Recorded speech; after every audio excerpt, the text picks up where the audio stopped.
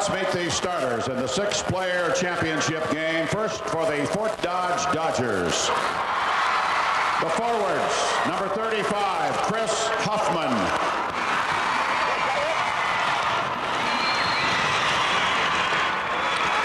Number 41, Tony Zier. Number 31, Carol Zerke.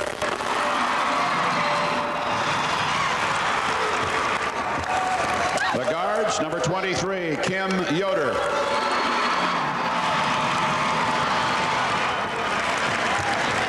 Number 53, Val Brewer.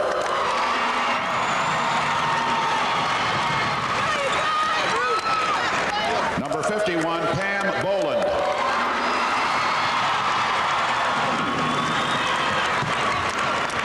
The assistant coaches, Tom Kinseth.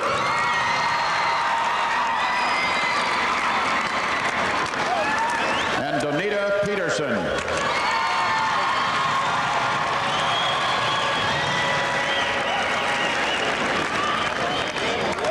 And the head coach of the Fort Dodge Dodgers, Ray Svensson.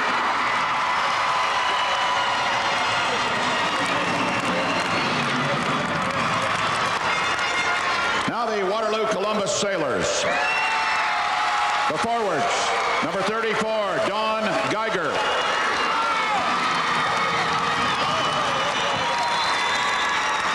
Number 42, Julie Ganal.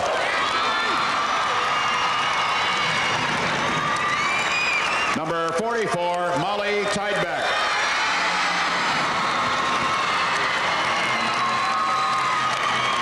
The guards, number 40, Karen Turley.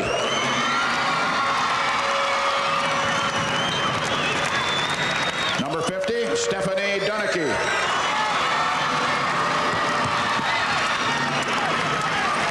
And number 52, Stephanie Rogers.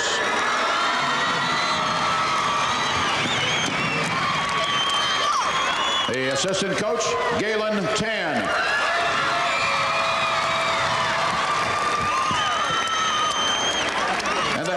Of the Waterloo Columbus Sailors, Mel Cooperschmidt.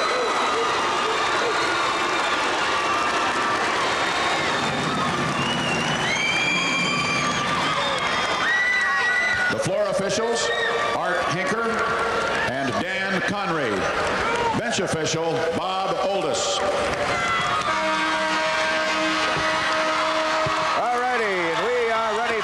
Ladies and gentlemen, 6-on-6 championship time, a jam-packed hall here. Just about every seat taken in Veterans Auditorium, crowd of 15,000.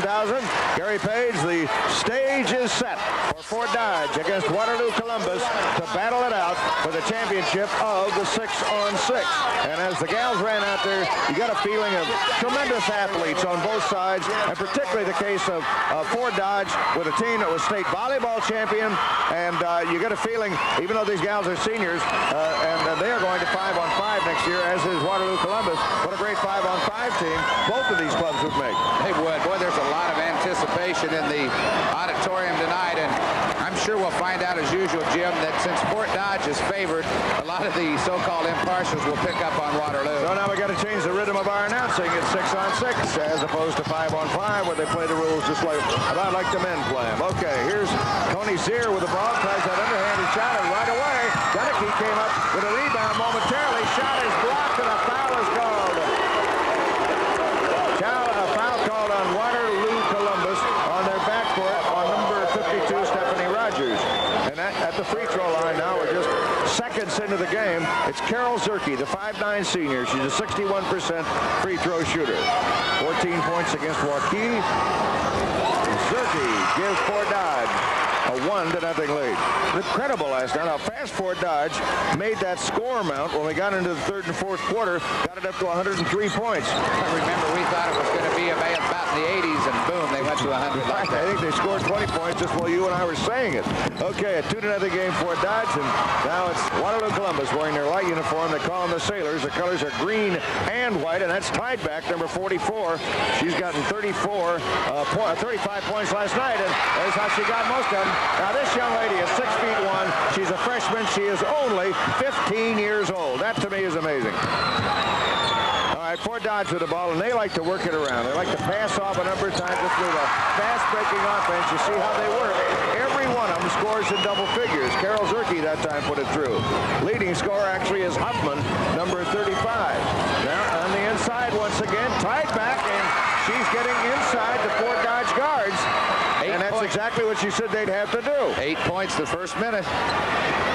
No, it's Waterloo Columbus and Fort Dodge. That's right, 8 points and 1 minute of play by the two teams combined. There's Huffman, and they are on their game too. Well, they better install a new computer up there. Can they go above 100 on both sides of the scoreboard? That's possible. Here's tied back. Look at that angle. Miss automatic. Molly Tideback has won 35 points last night, 41 and 42 points in her other two games here at State. Huffman right back again. Can't get the job done. And off to the rebound is Stephanie Rogers. Intercepted. And Huffman comes up on a nice interception that time by Tony Zier. The feed goes to Huffman. She puts it through the hoop. That's how they operate. Jim, look for a defensive change down here on Fort Dodge's end now. Okay, in underneath now, and they changed their offense a little bit. That was Julie Ganal. They used Tideback as a decoy that time. And Julie Ganal, who's a 5'10" junior, came in to do the damage.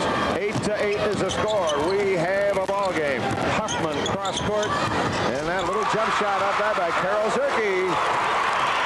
They hit you from all different positions.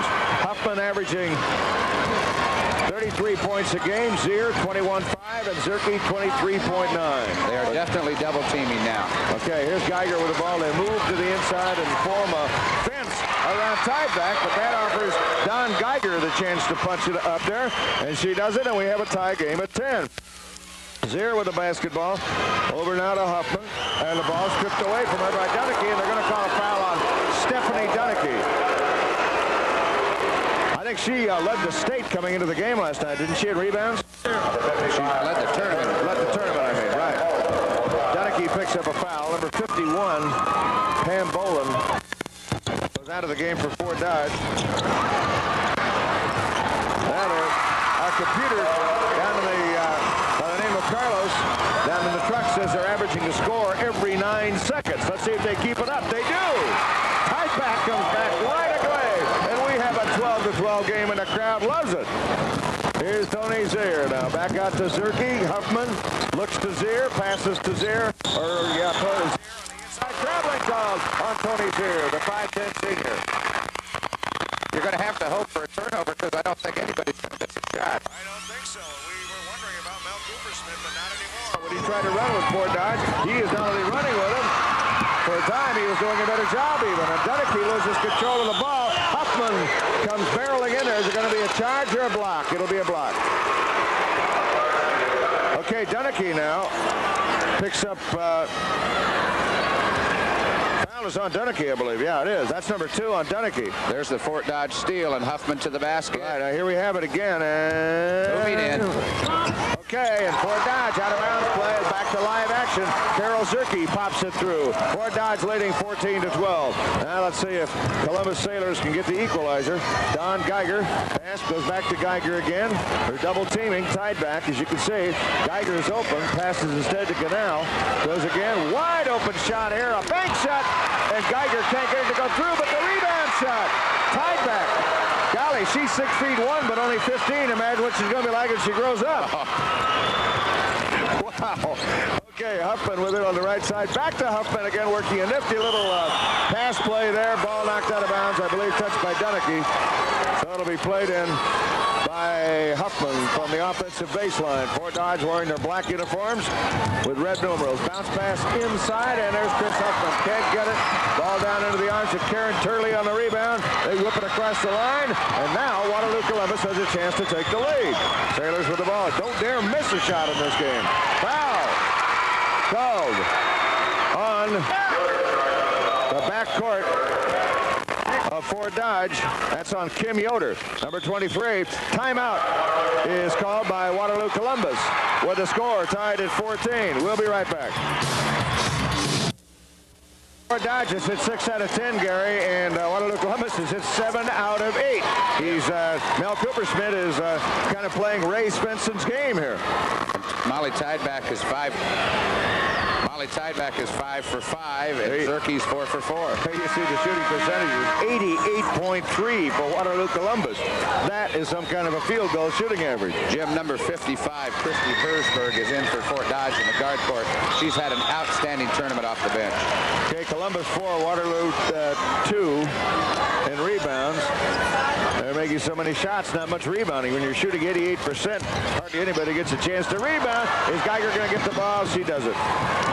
Don Geiger got the pass that time and retrieved it. So it's Columbus now with a chance to take the lead. Tied back. They screen her out. Back again to Ganal, and now here's tied back. Bang! Shot off the glass, and she goes right over the head of Pan Boland and Christy Hersberg. Waterloo Columbus leading 16 to 14. Huffman, baseliner. You know, rarely do you see two teams this hot playing in the same game. I'm glad Mike's here to write down the score. Right, he's got a computer he's going to bring up from downstairs. 16 to 16 score. Geiger comes back. It's not going to drop. And taking the rebound is Val Brewer. She stands 5 feet 11. Now the two C's of Huffman in forecourt. There's Tony Zare, that fall-away jump shot with great body control she has. Boy, they regained their confidence last night. The first two games, they were very tentative. Fort Dodge leading 18 to 16, 2:46. You better hit your shot when your opponent's hitting 88%. Geiger over to Tideback now, who moves out of the post back to Julie Ganal, and now Geiger moves into the paint area. Here's Tideback going against two guards. She still gets it. 15 years old. Can't believe it. 6 feet 1, a freshman. 7 for 7 now. 7 for 7, and coming right back. Lined it up, and the guards push him out of there and take the rebound. If you dare miss against this outfit, you're liable to fall 10 points behind before you know it. Okay, the Sailors with the ball. That pass is open. Here's Don Geiger. And passes over to Ganal. Now it's Ganal's turn. Back to Geiger. She's open by 10 miles. Is she going to get it? She gets it. And Waterloo Columbus has pulled away to a 2-point lead, 20 to 18. We're still in the first quarter with 1:52 to play. Zerke, Zier, Huffman, back to Carol Zerke again. Little jumper. Oh, they're starting to miss. And that's the strategy of this hurry-up game. Karen Turley got the rebound. Back to Turley again. Ball deflected and stolen by Huffman. Great athlete. Huffman got the ball that time. Over to Zier. Back to Huffman again, and she makes it pay up. There, the defensive play of the forwards is what made the difference, right? I believe that's 4 turnovers caused by the Fort Dodge forwards. It's a 20-20 ball game. And a thriller. Ganal with it. Over to Tideback. And now to Geiger. She's open again, and this is everything. Couldn't complain about not having an open shot because it was wide open there. Zier takes the ball across the line back to Huffman. Guarded by Dunnicky. Goes inside. Tony Zier works her way along the baseline. Dunnicky does a great job of screening out to take the rebound. Stolen back again by Zerke. Can't get the shot up. Follow-through shot is good. And I believe that's going to be Chris Huffman getting credit for her 10th point. Fort Dodge 22, Waterloo Columbus 20. A whale of a battle here. Geiger looks to Tideback to Geiger. They're giving Geiger the shot. Tideback's going to take it. She does. She fouls. It's good. And a foul is called on number 55, Christy Herzog. Now let's watch this action. Gary, slow down in forecourt here. There's the double team. And okay, and look at that, the double team, and now Zerke comes up. She misses, but Huffman comes right back again. The offensive rebound, they really go to the board. Okay, live action again, and Tideback misses the shot. Free throw, but the rebound is taken by the Sailors. Here's Ganal with it, back out to Geiger, and now to Ganal. Give Geiger the shot. Is she going to take it? She does, and it's good. That is now Columbus ahead, 24 to 22. 13 seconds to go in the first quarter. Tony Zier to Carol Zerke and to Chris Huffman. We're down to 5-4. Huffman's going to shoot it. How beautifully they play that ball around, mix it up, and pass off to the open person. Could it be any more even? Of course it couldn't. At the end of the first quarter, a tie game at 24. We'll be right back. All right, a comparison there. The 5-on-5 first quarter score, Gary, was 8-10. This score is 24-24. These gals are averaging 2 points every 10 seconds. Field goal percentages, Columbus 12 out of 15, 80%. Fort Dodge a little cooler, 11 out of 19. Okay, a scramble for the basketball, and coming away with it is Waterloo Columbus. The Sailors have the ball over to Julie Canal, but they are going to call a pushing foul off the ball underneath the basket on number 55, Christy Hersberg. Well, that means that Canal now will throw it in, number 42. Score tied at 24. We're entering the second quarter of action. Geiger. Canal looks all the time to Tideback. Their imposing post shooter, but Geiger not to be denied. She averaged a double figures during the season. And now it's a 26-24 Waterloo Columbus lead. Huffman. Zerke. Nice cross-court pass, and Huffman is fouled by Dunnicky, and that could be trouble. I guess number 3 on Dunnicky, is it? I have 3. Stephanie Dunnicky, the 5'6" senior, and she is very active out there. Leads her team in rebounding, averaging about 5.5. I think Mel Coopersmith's going to keep her in now. I think it's going to have to this early. Right, here's Carol Zerke. She tries one, and we have a foul again on the backcourt of Waterloo Columbus of Karen Curley, the 5'9" junior. This could be the key to this game. That gave a thinner squad than Fort Dodge. Right, and Waterloo has been in a little bit of foul trouble. Usually it's been Rogers, but she only has 1, and Turley has 1 to go with Dunnicky's 3. Okay, 1-on-1 time for Carol Zerke. 61% free throwers. They're going to go. It does not. But Tony Zier comes up with a great offensive rebound. Chris Huffman, open, shoots it. Too much iron on that, and Turley with a rebound. Now, look at the defense being played by the Fort Dodge forwards. They almost come up with the ball. Stephanie Rogers. Look at that long pass in the forecourt. Geiger, she would have had an easy bucket that time, and coming right back, shot goes in. Julie Canal. I didn't think that was going to make it. She had quite a roll, and Molly Tideback was right up there around the rim to get the rebound. Columbus leading 28-24. Huffman to Zier. Tony Zier in the paint. That's their favorite spot. She was making them one after another there last night when Fort Dodge ran up 103 points on Waukee. 28-26. Columbus with the lead and the ball. Canal, back to Geiger, and back to Canal. Okay, there's Tideback trying to get it. She's fouled. They put the clamp on her, and Fort Dodge now incurring a foul on Pam Bolin. I believe on Bolin. They tried to drop her back to help on the lob pass, but she made body contact. Tell you that Tideback has his great hands and long arms. Now the inbounds pass is stolen, and Fort Dodge has the ball. Almost stolen back again. Across the line, Zerke to Huffman. Looks to Zier. Here's Zerke with it. Carol Zerke. She owns that spot on the baseline, doesn't she? I can't believe how high she gets off the floor on that jump shot. Well, they're volleyball players. They won the state championship in volleyball. Canal inside, 3 guards on her, and she still gets the shot away. Tideback punts it through, and Molly Tideback now has 18 points. She got 35 last night. She still does not miss. Here's Zier with it. Now they work that circle pattern, I guess. We weave pattern as they come right around off the top. I want to see that in slow motion so I can draw it. Yeah, and maybe use it next year. Okay, Tideback in underneath. The shot drops, and she is fouled again. This time on Pam Bolin, number 51. Let's take a look at that shot and great individual effort. Here's Tideback getting it, driving in, and she just leans forward, and Bolin picks up the foul. Tideback will be at the line. She already has 20 points. Fought for on the rebound and stolen away by Fort Dodge. Bolin lobs it across the line. Who committed the foul, and now, I guess turnabout is fair play. The foul goes the other way, this time on Stephanie Rogers. You hate to have those at the line, but both teams play aggressive line defense. Tideback is 10 for 10 from the field, Jim, and 0 for 2 from the line. Talking about a 92-foot or 94-foot game. We're seeing it tonight. And the rebound by Zerke. Carol Zerke on a rebound off a missed free throw by Tony Zier. And Fort Dodge now has tied the game again at 32. Underneath the Tideback, and look at that shot. Finally tied-back, wasting no time whatsoever. I think they're beating 10 seconds to score. 34-32.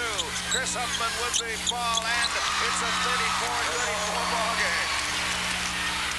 Get a new computer. Man, oh man, they're going to wear this one out. Down court now to Ganell. In underneath, tied-back, can't get the ball, and a missed shot. Fast break, lob across the line, and here's Tony Zier to Chris Huffman. And underneath, and Zerke is Truman. That's going to be a foul. Not maybe too much time in the lane, but foul on Karen Turley. It was close. Turley been a little more patient. I think they'd have gotten the 3-second call. All right, they scored first 3 minutes of the first quarter. Both teams scored a total of 20 points, and they've duplicated that here in the second quarter. Carol Zerke at the charity line, and Fort Dodge now takes that narrow 1-point lead, 35-34. Zerke up there again. She's a 61% free thrower. He cashes in twice. Fort Dodge 36, Waterloo Columbus 34. In one of the fastest moving offensive games we've seen, and now trying to throw it in, and I believe over the line, Sarah Conrady comes in, number 30, replacing Karen Turley. Ball was batted out of bounds, so it'll be played in again, and Deneke gets to the ball. She does get to it. And Julie Ganell has it. Now off to Geiger. Here's tied-back, wastes no time. A little bank shot, can't hit it this time. Banked a little bit too hard, and Fort Dodge with a rebound. Dodgers have the ball, and a 2-point lead. There's Tony Zier. She gets her 6 points. Carol Zerke has 18, and Chris Huffman has 14, and right now, looks like an injury on the court. Carol Zerke? Carol Zerke. She's going to be okay? I believe so. Apparently banged up her leg. Fort Dodge 40, Waterloo Columbus 38. Tied back at the line. She has 26 points. And we're still in the first half with the 27 points and make it a 1-point game. Fort Dodge 40, Waterloo Columbus 39. Here's Tony Zier with the ball back to Huffman, and she looks to Zier once again, pass to Carol Zerke. She's okay. No harm from that fall, apparently, and Zier is just a spin around in the lane. Now let's watch the follow-through shot on a rebound, and that's where Fort Dodge can kill you on those offensive rebound shots, and that's exactly what Zerke got. Coming into tonight, Zier had 17 in the tournament to be first, and Zerke had 10 to be third. Here's Fort Dodge leading 42-39, and they come up with a steal on the ball. Pam Boland got it that time. Great defense being played by the Dodgers. They're known fundamentally as an offensive team. Zier. Ball slapped around. Huffman goes back with it again, and Huffman's going to shoot it, and it's in. Fort Dodge 44, Waterloo Columbus 39.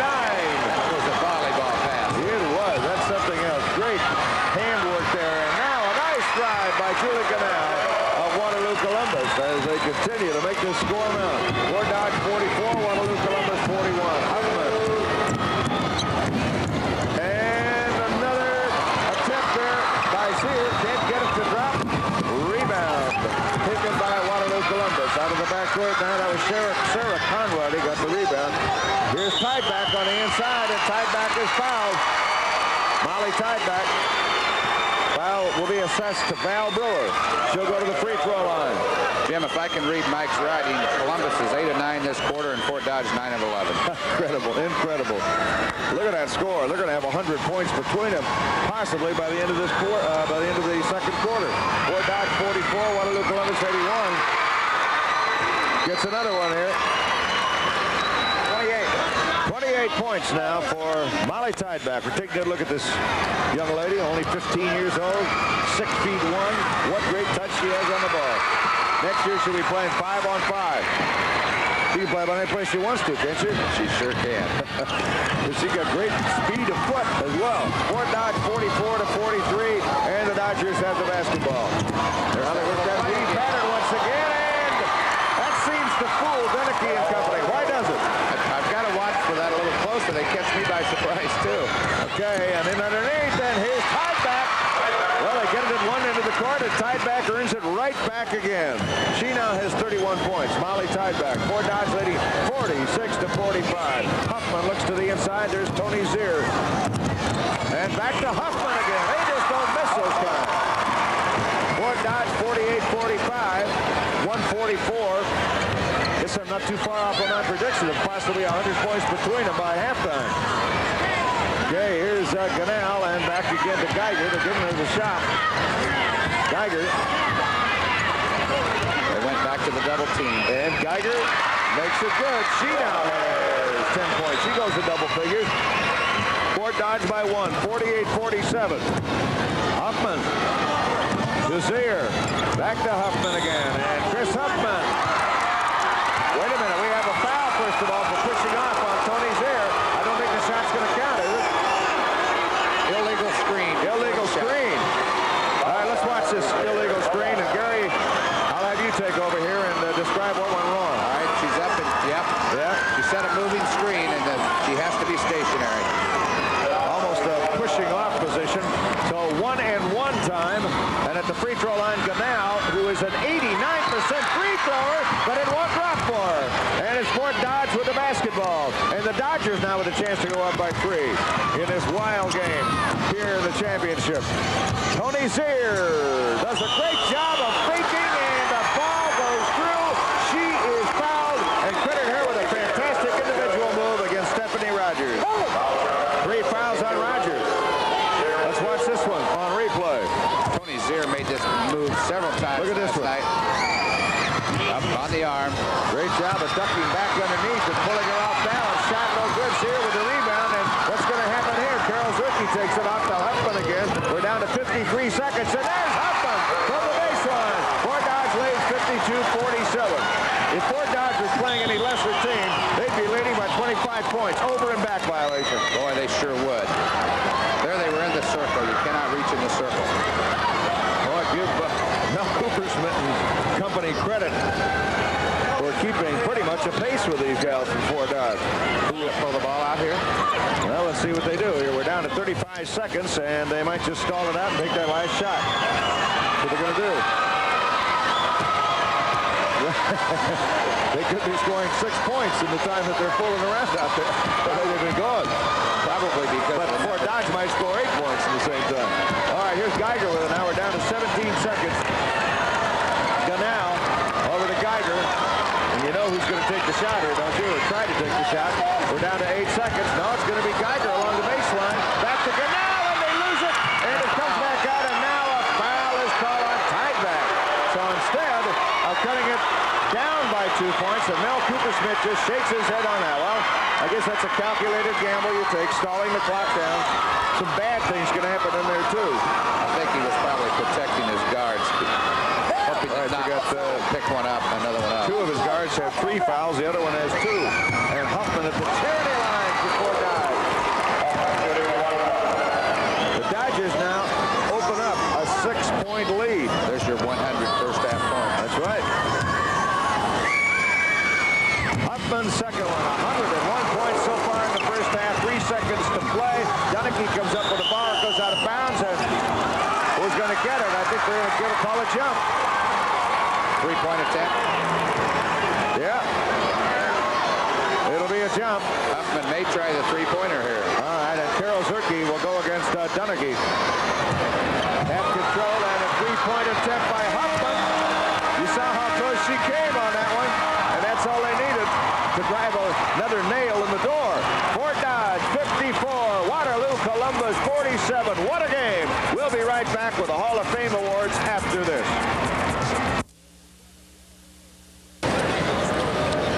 The state of Iowa has been a pattern for other states in participation of girls in high school athletics.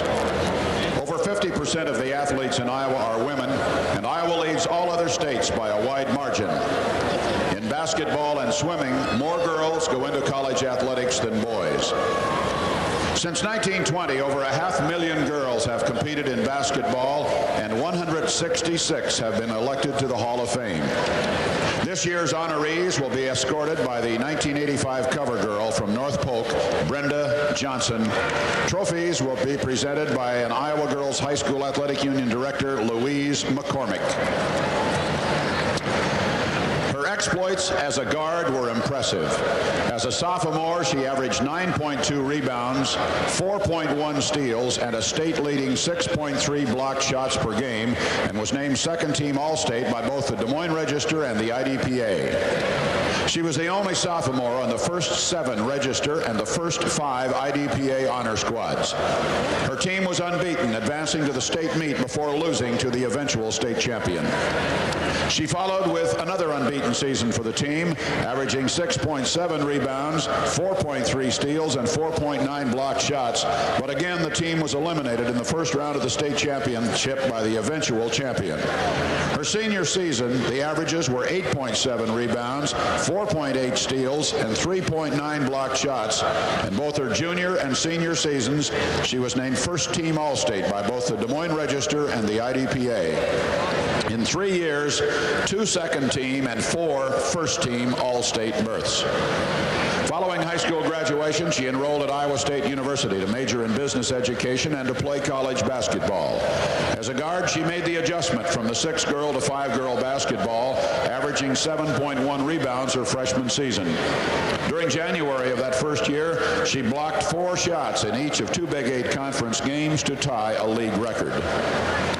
A knee injury cut short her basketball career in the sophomore season, but for her 2-year career, she averaged 6.8 rebounds, 5th best ever, and her total of 210 rebounds was 12th all-time.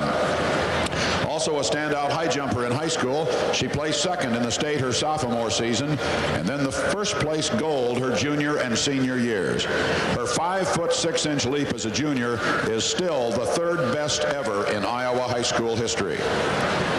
In May 1982, she graduated from Iowa State with distinction and a bachelor's degree in business administration. For 2 years, she worked at a resort in Montana, and since early 1984 has been a cost accountant in the Minneapolis area. Now deeply involved with a kinship boy, a big brother-sister program in Minnesota, she still is active in softball with the company team. From West Burlington, 1978, one of the outstanding guards in Iowa girls basketball history, Hall of Famer Carrie Crafton.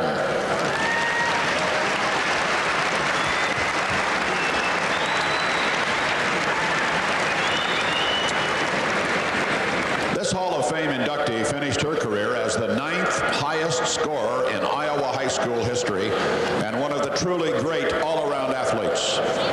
She started her basketball career with a 48-point effort in her first game as a freshman and continued to score 4,159 points, lead her team to 2 state tournaments, and in 4 years her teams never lost more than 2 games in a season. Overall, they were 96 wins against 8 losses.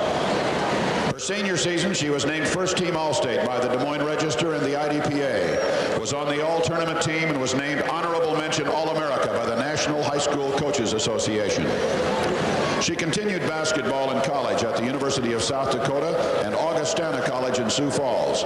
Upon graduation, she was the all-time career leading scorer, averaging 21.5 points, 8.4 rebounds, was named South Dakota Female Athlete of the Year and an academic All-American. She still holds records for season points, as well as records for single-game scoring, field goals per game, season and career, and led the nation hitting 87% of her free throws. She was most valuable player on her team all 4 years of college. She's also the 2nd winningest pitcher in Iowa softball history and elected to the Pitchers Hall of Fame.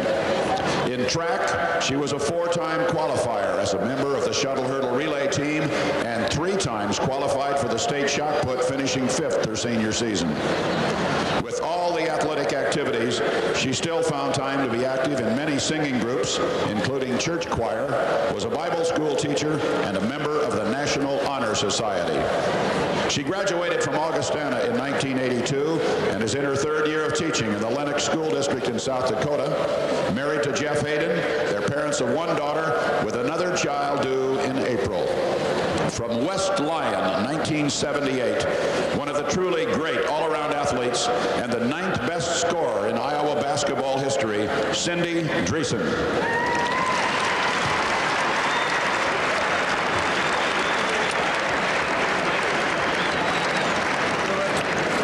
The year is 1964. Less than 5 minutes remain in the state championship game, and her team is down by 10 points. The #1 rated team all season, time is running out to keep that ranking. She rebounds a missed teammate's free throw and hits a short shot. The opponents score again, and she then hits 3 straight jump shots to get within 3 and ignite her team. The opponents score again, but it proves to be their last gasp. She hits 2 more jump shots to cut the lead to 1, and a teammate makes good on a layup for the lead, and they go on to win the state championship in the school's first trip to the state tournament.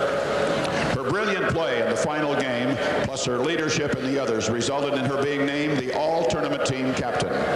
She was named first-team All-State by the Des Moines Register her junior year, and the following season, first-team All-State by both the Register and the Iowa Daily Press Association. An outstanding basketball player, she also qualified 3 years for the state track meet and was a participant in the 1964 state softball tournament. Following high school graduation, she played 3 years at Wayne State University, graduating with a bachelor's degree in education. She was named to the AAU All-Region team all 3 years and led her team to the national tournament in 1968. She taught PE in the Spencer school system, and then in 1973 was called upon to organize and coach the first girls basketball program at the high school and assist with the girls track program. She then went to the University of Northern Colorado and earned a master's degree in physical education in 1976, and that fall she was named the head women's basketball coach at the University of Nebraska at Omaha, a position she still holds. Her record in 9 seasons shows only 1 losing season, and her teams have won the AIAW state championship 5 times, been to the national AIAW national tournament, the NCAA regionals, and 3 times her team has been the North Central Conference champion. She was the first woman inducted into the Wayne State Athletic Hall of Fame and was an assistant coach of the U.S. Women's Olympic team at the Olympic Summer Sports Festival in 1983. Currently, she's a member of the NCAA Regional Ranking Committee, chairperson of the WBCA Coach of the Year Committee, and All-American Committee. She also directs the Lady Mav basketball camp.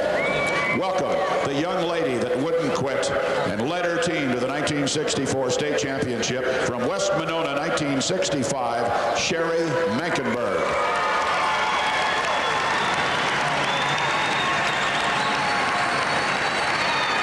Ladies and gentlemen, your 1985 Hall of Fame.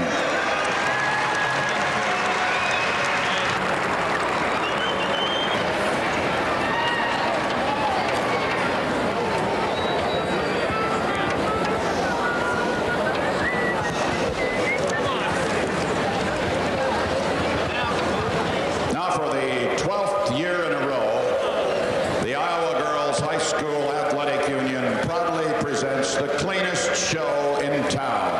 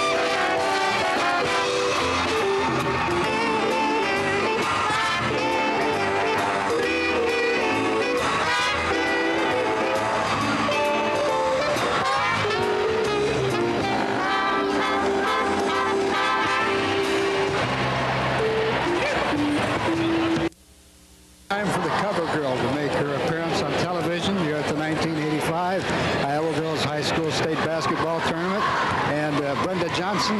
I just want you to know that I've been around you so much this week that I feel that we might be related somehow. Oh, I don't think so, but we might be. Brenda, tell me a little bit about yourself. Everybody has seen your picture on the cover of the program, which I think is beautifully done. Photography by Al Barczewski. You really look good. And a little bit about yourself. You're a little modest, I know that. I'd like to recommend the fact to the people that it does pay off to do your homework in school, because you need 37 academic credits to graduate, and you'll have 43 by the time you get out. Have you really worked hard in school? Yeah, I try to work hard, and it's kind of a goal I've set to accomplish my grades, and so far I've accomplished that. What about some of the activities you've been involved with in school? Could you elaborate a bit for us? Yes, I've been involved in softball and basketball and track, dance company, band and chorus, flags, FFA, SCS, and the National Honor Society.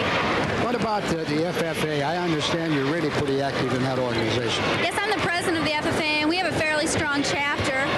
We work on our BOAC projects, and we work with the community a lot around that. And we're also strong with the production of our lot, which is... Okay, you went to North Polk High School, but actually you live in Alleman, is that right? Yes, I live in the country on a farm outside of Alleman. Tell us a bit about your family, if you will. Okay, my dad's name is Roger, and I have a mom, Jane, and my brother, Barry, which is a junior at Iowa State University. Okay, now quickly, you might tell us about the activities during the week that impressed you the most. You've attended quite a few of them. I think that your fans around Iowa would like to know a little bit more. Okay, I've had a number of radio interviews, and I attended the Players' Breakfast on Friday morning, and then this morning I attended the First Lady Breakfast. Gee, it's been a quick interview, but time's running out. It's a great ball game, isn't it? Oh, it is a good game. Well, I want to tell you, they picked you as the cover girl, and you certainly covered this tournament brilliantly. You're a very lovely lady. Thank you. Okay, Jim, eat your heart out. Here's Jim Zabel. 6 consecutive years, the Iowa Girls High School Basketball Finals have been brought to you by Land O'Lakes and your cooperative handling, Land O'Lakes Products and Services. The last time for the night, isn't it? And I am eating my heart out, Bob. Very nice interview there with a lovely young lady. And talking about lovely young ladies, we're talking about some high-scoring young ladies here. Gary Page, these two teams so far have accounted for 101 points. How have they done it? Let's talk about the shooting percentages. 84.6 for Waterloo Columbus, 68.5 for Fort Dodge. What else stands out here? Well, as you can see on your screen there, the turnovers, 10 for Waterloo Columbus, only 2 for Fort Dodge. Although the rebounds are even, Fort Dodge has 6 offensive rebounds, which has been a real key for them. And they forwards have 5 steals. Well, and here are the leading scorers in the game so far. Huffman, Zerke, and Zaire. Huffman and Zerke, look at that scoring balance. 3 forwards in double figures already. They've had that balance all year long. And there's Molly Tideback, kind of the one-gal show up there. We don't mean that really, but scoring-wise, she is 31 points. You know, these bottom 2 could be a real key, though. Geiger's 10 and Ganal 6. If Tideback attracts too much attention and they can put the ball on the hoop, Columbus can stay with Fort Dodge. Okay, keep this in mind, Gary. The all-time, wow, hey, keeping her awake, I guess. If that's a her, I guess it's a her. Okay. Here we go now with action in the second half. And I say keep this in mind that the all-time record scorer, Manila 91, Adele DeSoto 74 in 1974. They could beat that record, and Tideback is already on the road to doing that. 33 points now for Molly Tideback, and Fort Dodge leading 54-49. She has just become the tournament scoring leader with 151 Look at that move by Tony Zier. Not only a fantastic athletic move, but she draws a foul from Stephanie Rogers. And that could spell trouble, more trouble for the Sailors. That is Stephanie's 4th foul. You're allowed 6, of course, in 6-on-6 play. But we got a long way to go here yet. Tony Zier makes it a 3-pointer, and Fort Dodge now pulls away to their biggest lead, 57-49. Now driving toward the east basket to our right here at Veterans Auditorium, the Sailors of Waterloo, Columbus. And Tideback has the ball flipped out of her hands, let's see, by Pam Boland. Pam Boland has credit for that. So throwing it in will be Julie Ganal. Geiger to Ganal. Back to Geiger. start with that one, and that gives Fort Dodge the opportunity now with that high-scoring front court machine to move out. There's Carol Zerke. Can't give him that kind of opportunity, and right away, before you know it, they got a 10-point lead, which they do, Gary. She caught the ball with her back to the basket and was squared up with a complete turn in the air. You're talking about explosive. That's in the dictionary definition. And tied back now going in for the shot. She's fouled, I think, before the shot. It's on Pam Boland, her third. Fort Dodge guards are kind of spreading the fouls around a little, so they don't have much problem. Okay, it's the Sailors now in possession. Geiger out to Ganell. Nice shot by Julie Ganell.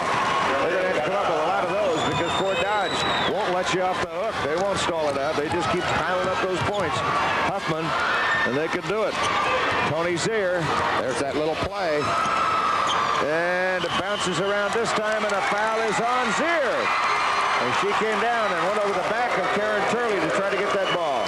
Jim, that's one of the other differences between 5-on-5 and 6-on-6. We'll take a look at it again.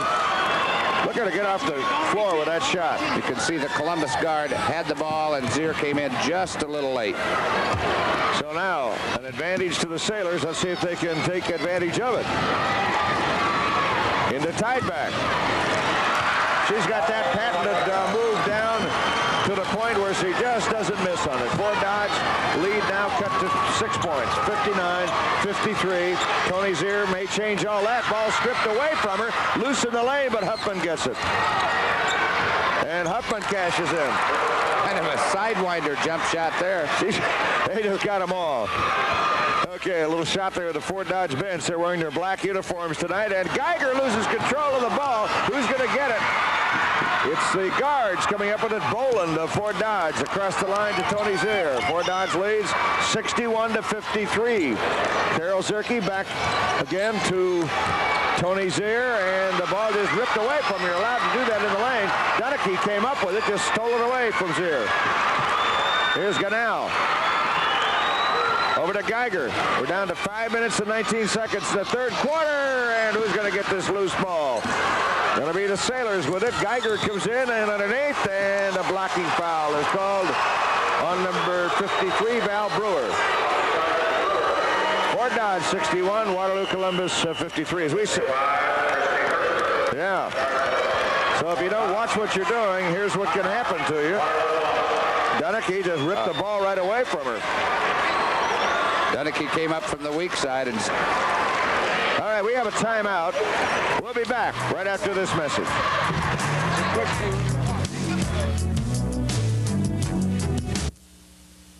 Okay, and we have action once again. Fort Dodge 61 and Waterloo Columbus 53. Anybody done anything unexpected here in the second half, Gary? It looks like both teams have taken up where they left off.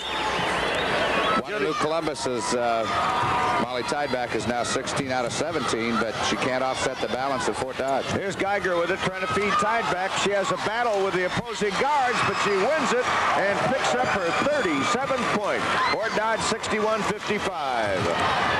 Carol Zerke to Huffman. To Zier to Huffman.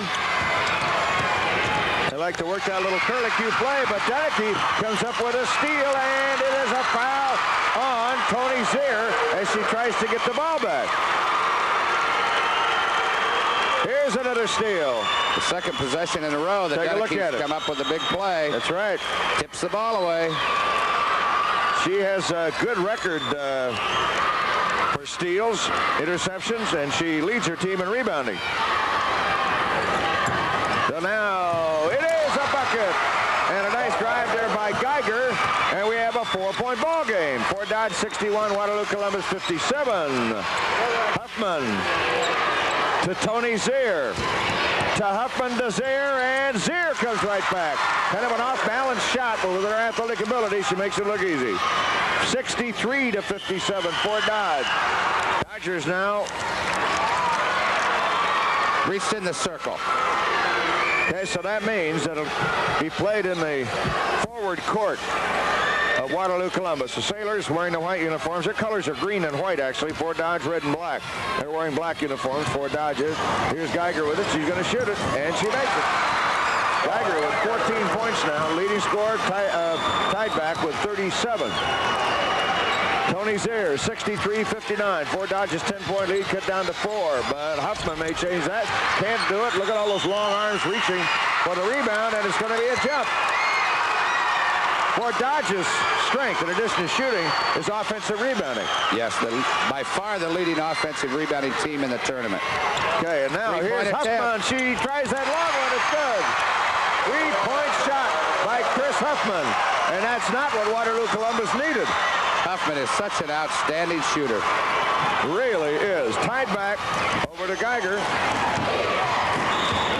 Now, that's right. This is, you know, they complain about some games won from the free throw line. Certainly cannot say that about this game because it's being won or lost from the field. And that foul on number 55 is on Christy Hersberg.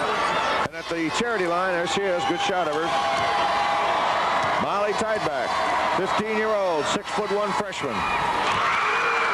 Jim, both teams did pick up where they left off. Columbus is 6 of 7 from the field, and Fort Dodge 5 of 7 so far. She can cut Fort Dodge's lead to 5. She now has 38 points. Give her 39. And make it a 5-point game, 66-61. The Dodgers with the ball and the lead, and Zier takes it across the line. Zerke to Huffman, back to Zier. Fort Dodge gives you a little bit of everything from all positions, and deflected, and the Dodgers come up with it, however. Now back to Zerke, almost taken by Dunnicky, but Huffman tries the shot, it's no good, and Turley with the rebound. Karen Turley, a key rebound to Dunnicky, back to Turley. Let's see if they get safely across the line. They do, and we can have a 3-point game when this is all over with, if they can score. Back to Geiger. Doesn't try the weak side score that time. Ganal instead comes up with it. Back to Geiger again. Looks inside, and they've got Tideback in a sandwich down there. These two guards. Geiger is open. She punches it through. 16 points for Geiger, and we have a 3-point ball game at Fort Dodge. What's a timeout? And the green and white, as is appropriate of approaching St. Patrick's Day, is going wild over there. So there you see the score, and we'll be right back. Okay, Fort Dodge with the basketball now, and their lead is shrunk from 10 down to 3. Huffman trying to change that. She does. It's a 5-point lead. As Chris Huffman notches her 29th point.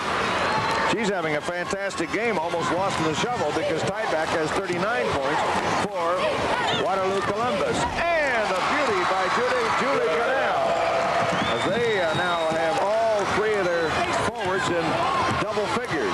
Zerke, Huffman, back to Zerke. Fort Dodge leads 68-65, and look at that shot by Chris Huffman.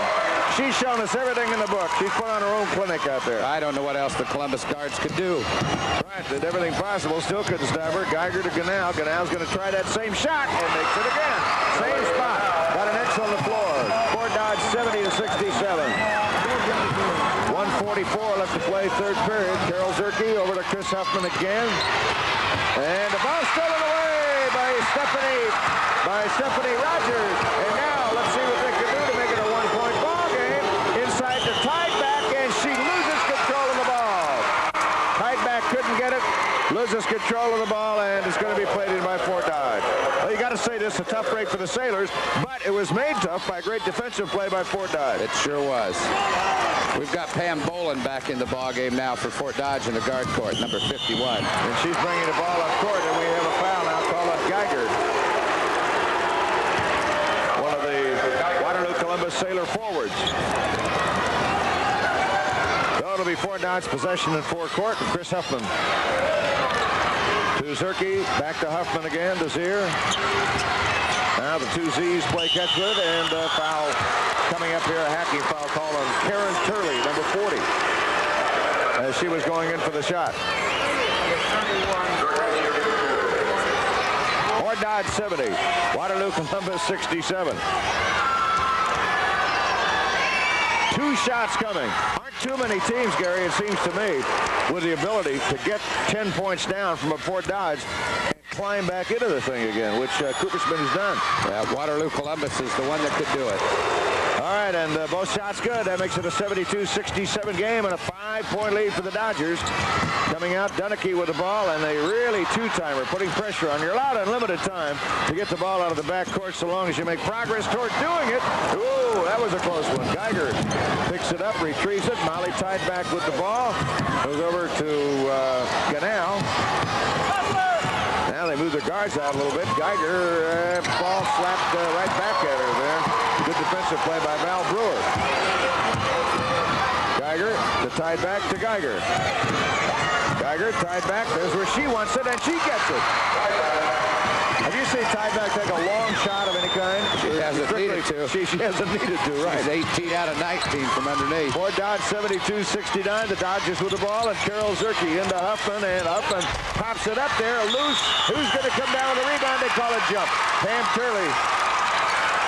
Karen Turley, rather, involved from the Waterloo Columbus standpoint. She goes against Chris Huffman, number 35.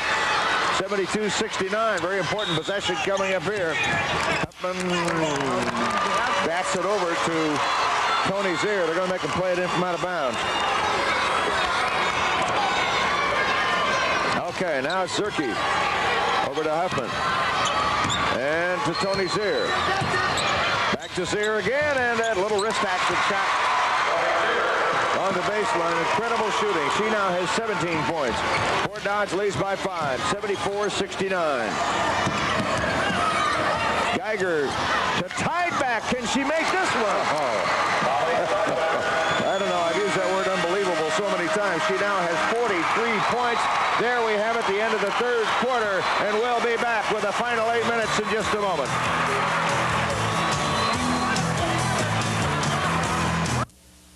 All right, they're still keeping up that tremendous pace here. A point every 10 seconds in this game. Maybe they wore the ball out.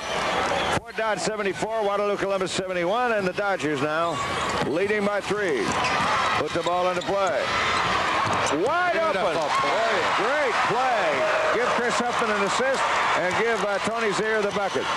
Fort Dodge 76-71. You can't leave them open. Even when you guard him, they make the shot. All right, and now Waterloo Columbus trying to figure out how they're going to get the opening there. Geiger's going to try it, and can't get it, and the ball, let's see, it's going to be in the possession of Waterloo Columbus. Diving for it that time was Pam Boland, could not get it. Geiger will put the ball in play. Big possession here for Columbus. They are in the fourth quarter. They don't want to get down by any more than they are right now, which is 5 points. They can make a 3-point game out of it, and is she going to do it? She does it. 3-point game again. 20 out of 21, 9 in a row. 45 points. This is their best game so far for tied-back in the tournament. 76-73 Fort Dodge. If you like offensive basketball, you got to love this. Zier tries the shot. Turley gets the rebound. Big rebound, but it's going to go out of bounds. That'll be Fort Dodge in play. Oh, she got too ambitious that time. Tried to throw, and Dunnicky couldn't get to the ball. I'd almost make excuses for the Columbus guards because you're so excited you finally stopped Fort Dodge. We got the ball. Okay, and here is Tony Zier. Chris Zerke, they worked that little play again, and they make it work for a bucket. Zerke with 12 points. Fort Dodge 78, Waterloo Columbus 73. Tied back, and tied back is fouled by number 55, Christy Hersberg. She picks up her 4th. Christy Hersberg, and now we'll see at the free throw line, Molly Tiedback, who actually has a better percentage from the field than she does from the free throw line, 64-62. If she connects on that one, 46 points for Tiedback. Molly Tiedback, 20 of 21 from the field. I don't know whether they gauge great freshman performances, but in a championship game, Mike Henderson, I'm not too sure any freshman has ever done much better than this. Fort Dodge 78-75 as Tiedback scores, and Carol Zerke comes right back, tries the shot, and is fouled by number 52, Stephanie Rogers. So that's 5 fouls on Rogers, and that could be trouble with a long time remaining to be played here. 6:42 to go. Zerke at the charity line. She goes out of the game. Coming in is Sarah Conrady, 5'6" senior. We give away a lot of height there because Stephanie going out is 5 feet 10. Carol Zerke can't hit the shot. He's a 61% free throw. This time, Zerke gives Fort Dodge their 79th point and a 4-point lead. 79-75. Donachie will throw the ball in. Now they try to two-time the new guard coming in. Donachie takes it back again. Nice job of getting across the line, and a foul called on Christy Herzberg as she reached in, tried to get the ball away from Molly Tideback. And now she picks up her 5th foul. Well, a little bit of an equalizer there, and at the free throw line will be Tideback, trying to make this a 2-point game. Can't do it, but who's going to get the rebound? It goes into the hands of Boland. Back again to Herzberg, and stolen back again by Tideback. Demonstrating her ability both on defense and on offense. Doesn't have to demonstrate it on offense anymore, not with 47 points or whatever she has. Here's the 47 points. Goes into Tideback, and a foul is called on Christy Herzberg. I believe is that the end of the road for her? 6 fouls on Herzberg. Jim, that's what I have. All right, Christy Herzberg goes to the bench.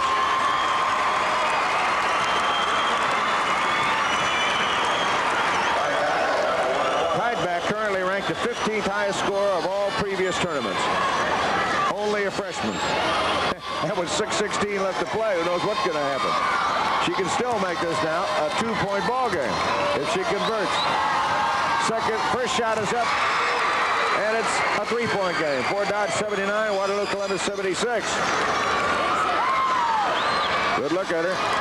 15 years old. 8 of 12 from the line. Continues that torrid shooting. 49 points now for Tideback. And we have a 2-point game. Dodgers with a 2-point lead in the ball. Huffman to Zerke. To Zier. To Huffman. And the ball batted and knocked out of bounds. They rule it was touched by Fort Dodge, by Zerke, I guess. So it's going to be played in by the Sailors. And their crowd of fans going absolutely mad here at Veterans Auditorium. Turley inbounds the ball. The Fort Dodge forwards really working over, trying to come up with it. A pass into forecourt by Conrady, and it goes out of bounds. Well, the new young guard got a little bit excited that time. Passed too hard. So Fort Dodge with the ball. And a chance to take a 4-point lead. Across the line it goes. Zier to Huffman. They won't waste any time here. Back to Huffman again, and she's going to shoot it, and she can't get it. Now down with the rebound, and we have a jump ball called as Karen Turley gets it. And the Sailor fans think that she should have had a clean rebound there. Oh. Let's watch a replay. Be the judge. The jump ball. Did she do it? We got a replay coming in. The ball comes down. Okay, now, what do we have? We had a jump ball. We were looking at the replay and live action. And they're going to award the ball over to Fort Dodge. In the circle too soon. Got to wait till it's tapped. So a little over-eagerness, costly on the part of the Sailors. Here's Tony Zier, a little jump shot, she's fouled. Zier fouled by Karen Turley. So Tony Zier will now go to the line. Columbus has had their opportunities, haven't they, Gary? Oh, they have, and a couple of unforced turnovers. Now Karen Turley has picked up her 4th foul. Let's take a look at Tony Zier. She's at the free throw line. Rattles the hoop, but it drops. 80-77.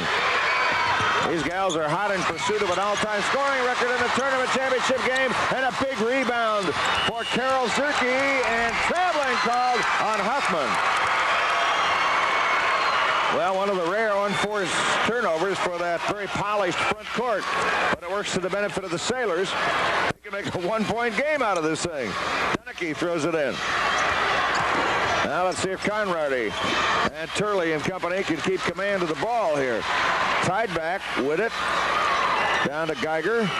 Plenty of time here. 5:15 to play in the game. State championship, 6-on-6. Geiger looking to Tideback. All the time looking inside. Almost loses the ball. Here's Ganal with it. Back again to Geiger. And Tideback takes the ball. Whoa, she almost lost it that time. Ganal back to Geiger. It's a one-point game. Fort Dodge 80. Waterloo Columbus 79. Hang on to your hats. Chris Huffman. And Tony Zier. Now they work that little play. Little play again, and it always seems to work. That little weave pattern play as they come in off the high post and bring it down and put it right through the hoop. Tideback comes back again. She can't get it. One of her rare misses. And now it's Fort Dodge with a rebound and a three-point lead. Carol Zerke, look at that rapid-fire offense get cranked into high gear here. Tony Zier, 4:18 to play. Huffman with the ball. She shoots it, and it is Zier with the rebound coming in, and I'm afraid it's a foul on Turley. Turley looked like she got her hand injured that time and also picks up the foul. Number 5. 5 on Turley. Now going out of the game is Sarah Conrady, and coming in is Stephanie Rogers. She has 5 too, doesn't she? Yes, she does. Yeah. 5 on Rogers, and Tony Zier at the free throw line. That's right. The action going so hot. Doesn't look like the two coaches even want to call a timeout. 83-79 Fort Dodge. 4:13 to play. And she hits 2 vital free throws, and we have a 5-point lead now for Fort Dodge. Dunnicky. Here's the defense being played by the Fort Dodge forwards.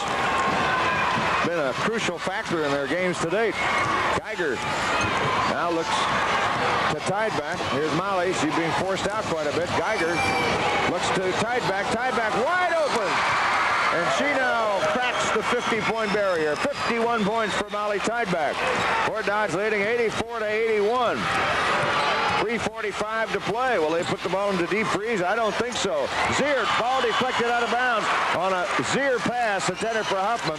Deflected out by Stephanie Dunnicky. She made an excellent play to get her hand on that ball. No clock is necessary. Even an 11-second clock they'd be beating most of the time here. Here's Zerke with it. Back out to Huffman to Zerke. Look at that guarding job done by Turley. But it can't stop Huffman from taking the shot, and Turley grabs the rebound, and Stephanie Rogers loses control of the ball.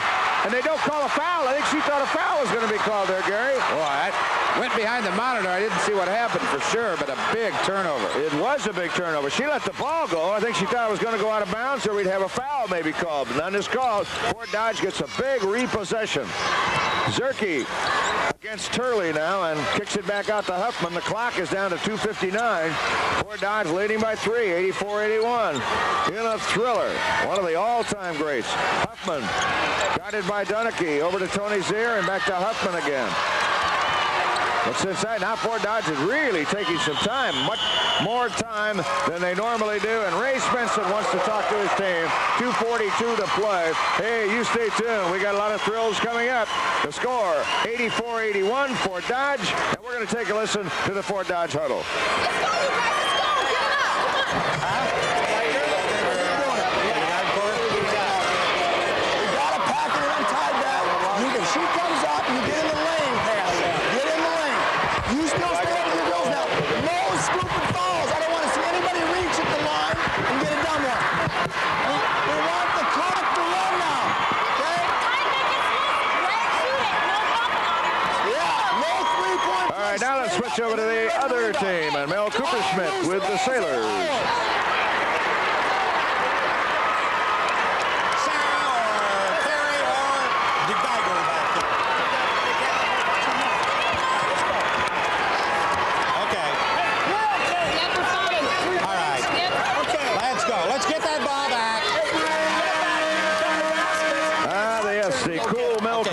Down there, just another day of stocks and bonds for him. Don't kid yourself. He's got World War III going on inside of him. Fort Dodge 84 and Columbus of Waterloo 81. You see it right there, and you're going to watch the final 2:42.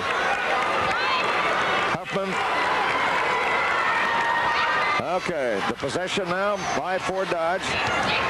Huffman, and the ball knocked out of bounds by Stephanie Rogers.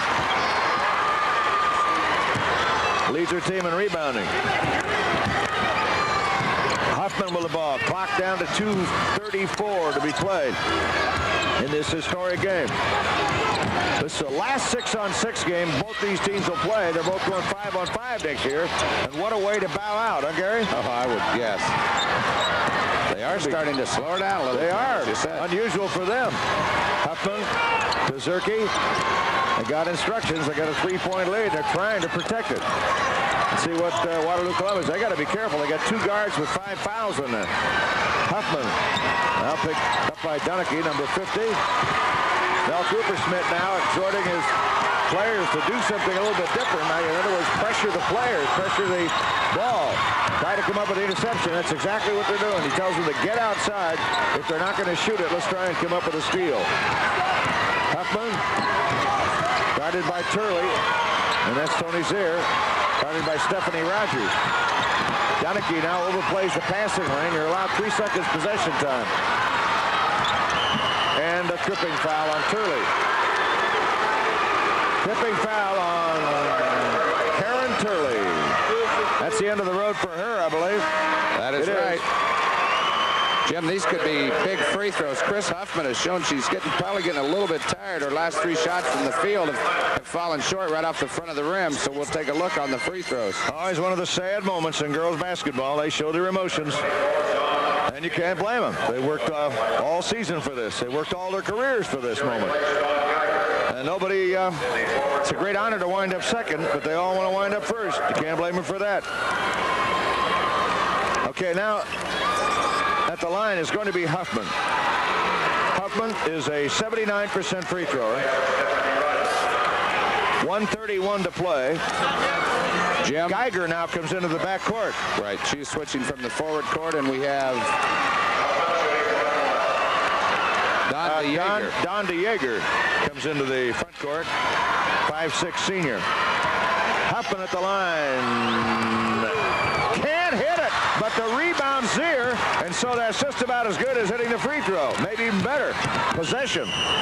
Now we have another foul, this time on Geiger, the new addition to the backcourt. This time Tony Zier will go to the free throw line. She's in a good mood. Okay, now Tony Zier goes to the charity line. Fort Dodge 84, Waterloo Columbus 81. 1-1 for Tony Zier, and a big one. A big one for Tony Zier. 85-81 now. Fort Dodge moves out in front. 1:24 to play. Those people that thought Fort Dodge was going to have an easy time tonight. Give credit to Waterloo Columbus. 2 big foul shots by Tony Zier. 5-point lead for the Dodgers.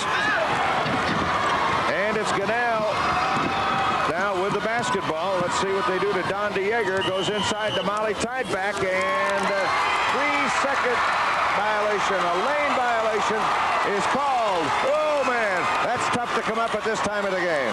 She's been a little close several times in the ball game, but finally called one. Now for Dodge, and look at everybody standing up. You see that? There, that shot of the bench. This is the time to sit down, and here comes Zier down the lane and fouled by Geiger. That may be the ball game.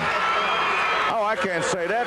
We still got a minute to play. They can score 15 points apiece in that time. We found that out last night. Right.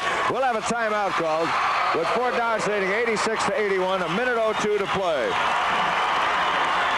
And we'll be back after this. Alrighty, and there we're taking a look at Mel Cooper-Smith, and now he has the right to be a little bit alarmed, I would say. Trailing by 5, 86-81 with a minute 02 to play. Gary, what's he going to do? Well, he's going to have to hope that Fort Dodge misses free throws and go down and get it up into Tideback as quick as possible. I don't think he has any 3-point shooters to help cut the margin down in a quicker fashion. Molly Tideback is the tournament scoring leader now at 169 points. Got 51 in this game, but Tony Zier can move her team closer to victory. Can't do it that way. That's what Waterloo Columbus has got to hope for. Missed free throws, possession, but they got to get the rebound. All right, Zier can't do it again, and once again a rebound and a foul is called on Geiger. Twice now that's happened. That's got to be very frustrating to Mel Coopersmith. Of course, when you hit the iron, you're going to have that ball bounce out a little ways. And Fort Dodge just, I don't know whether it's anticipation or quickness or combination of both, but they sure gather in the offensive rebound. Magnus in their hands, I'll tell you. And now Carol Zerke's at the line, and she can't hit it either. Finally, Dunnicky gets the rebound for the Sailors. The Sailors have life. Long pass down court, stolen by Fort Dodge. Oh, man, another turnover right back again. Tideback has it. And a wild finish in store here. 48 seconds to go. Tideback can't hit the shot. Grabs the rebound, falls down, and what are we going to have? Jump ball or foul? They're going to call a jump ball. All right, Molly Tideback at 6'1" goes against Kim Yoder at 5'6". Should be able to control the rebound here. Ray Svensson is standing up, pacing the sideline. Tideback jumps now, and it's going to be awarded out of bounds. I guess Fort Dodge in the jump circle too soon. So now the Sailors will have it. 43 seconds. Time is of the essence here. Okay, into Tideback, and can't get the shot when she needs it. Again up there, can't get it again. Tideback takes a swat at the ball, still can't get it, and now into forecourt it goes. Fort Dodge looks like they got the thing locked up now. 86-81. Wild finish. 24 seconds to play. Huffman with the ball. Dunnicky commits a foul. Molly Tideback. Boy, how often does that happen? The superstar, the scoring leader, but she's played the whole ball game. She's only 15 years old. That's right.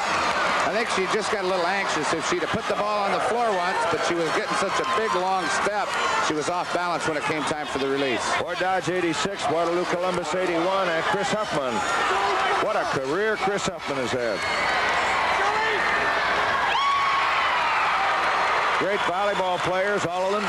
And we don't have to tell you how they are in basketball. You're watching it right now. Fort Dodge 87, Waterloo Columbus 81. Get inside for the rebound. And Chris Huffman now with 32 points. Make it 33. That puts the nail right in the gate, I would say, in addition to the padlock. Tied back. The Sailors can be mighty proud of the way they played at 3 points. Maybe Ray Svensson thought he should have last year. Vinton had other ideas. He waited a year, determined to come down and get it. And I'll tell you, to Waterloo Columbus's credit and Coach Mel Coopersmith, they came fairly close to derailing the chances of Fort Dodge. What a championship game, Jim. Couldn't have asked for a more exciting game. Well, you see the comparisons there of the girls playing 6-on-6, high-scoring basketball game. We're going to be down talking with them on the floor. But right now, this word. Well, we'll go down to the floor first. We're going down to the floor.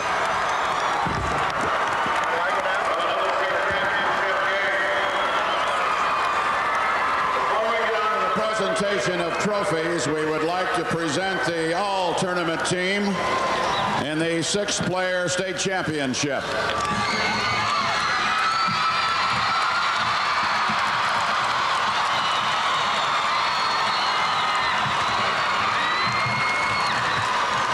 First, the all-tournament guards. From Fairfield, Juanita Long.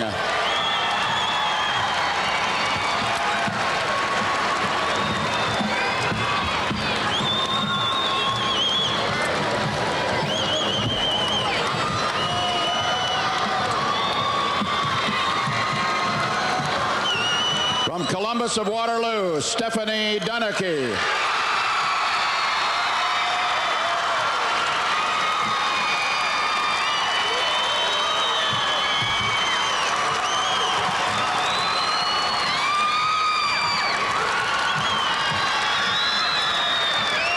From Waukee, Steph McLaughlin.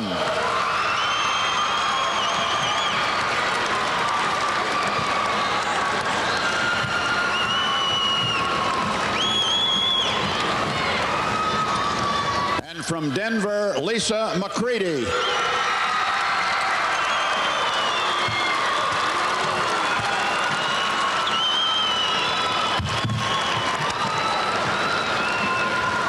The all-tournament forwards. From Fort Dodge, Chris Huffman.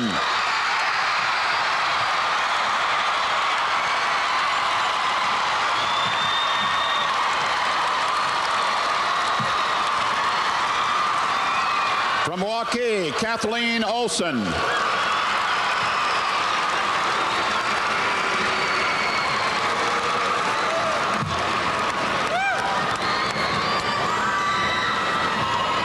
From Ventura, Lynn Lorenzen.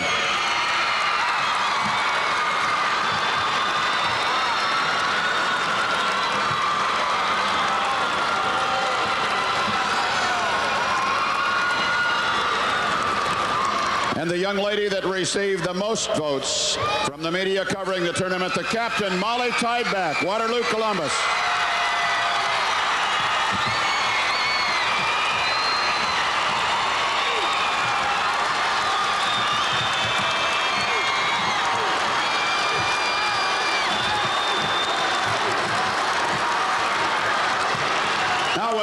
Svensson, please come forward for the presentation of the championship coat, the traditional red coat to the championship coach, Ray Svensson of Fort Dodge.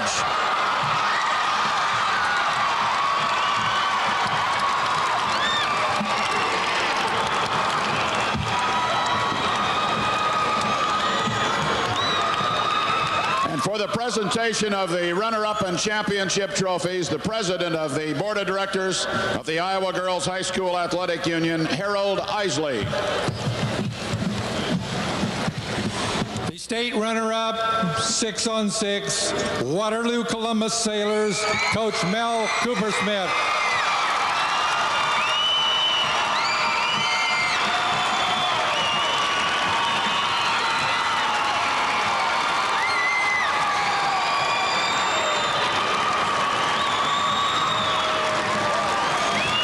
The state champion, 6-on-6, Fort Dodge Dodgers, Coach Ray Svensson.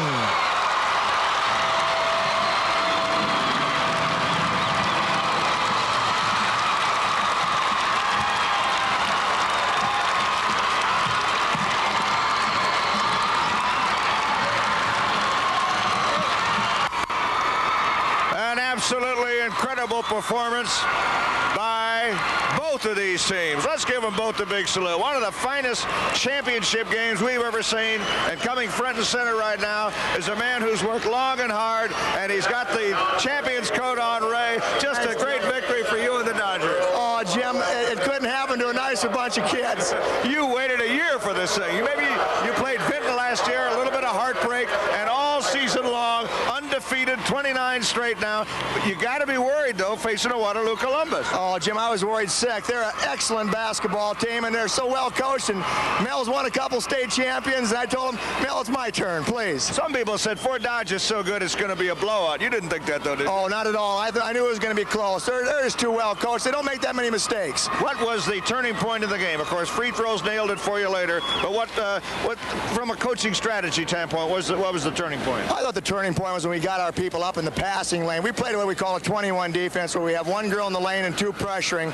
And we weren't pressuring in the first half. We weren't making it happen. Second half, we made a few mistakes, made some things happen, got the ball turned over. I know that maybe other coaches might claim that their teams may have been the best, but I don't think I've ever seen a more active, higher scoring, or better front court than what you brought to state this year. How did this all come about? Well, I don't know, Jim. I'm so happy I got to come to Fort Dodge and work with Dutch Huseman and the staff. They run a class program up there, and without Dutch's help and Mr. Bargman and the school administration, we wouldn't have the class act that we have. And they give us the reins, and we get to do our thing. And I'm just so proud of these kids. I don't know what else to say, Jim. And what about the help from the Double Z's and Chris Huffman, too? Oh, man.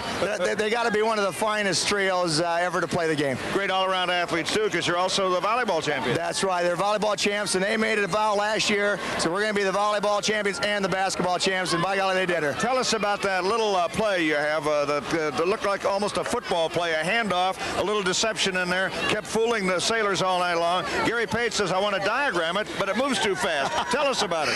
Yeah, we just bring Huff over, pitch it to her. We go down and set a screen away from the ball.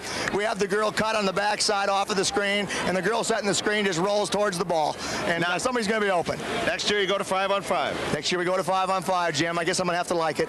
These gals would make a heck of a 5-on-5 team. We'd have been a heck of a team. I'd like to play the champs and see what happened. All right, tell us now from opposing standpoint. I know you got a lot of respect for Mel Cooper-Smith. He's one of the deans of coaching. And what about Molly Tideback? What's her future? Oh, Japers, she's the best freshman I've seen. She just handles herself so well. She played like a senior tonight.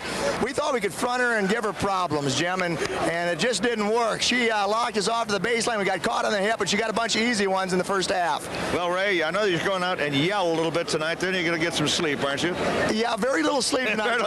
Okay, you're going to take the fire wagon around, the fire engine around the square tomorrow in Fort Dodge? We promise that. Okay, well, you got a great town up there, great athletic tradition, and good luck to you. A deserving team and a great coaching job. Ray, thank you. Thanks a lot, Jim. You bet. And a great championship game. How'd you like that? I loved it, and I know the people in Fort Dodge loved it, and the Waterloo Columbus people certainly have a right to be proud. We want to thank Carlos Fernandez, our producer and director, Bob Scarpino, Wayne Cooley, and everybody else connected with this telecast. Hope you enjoyed it, and we'll see you next year.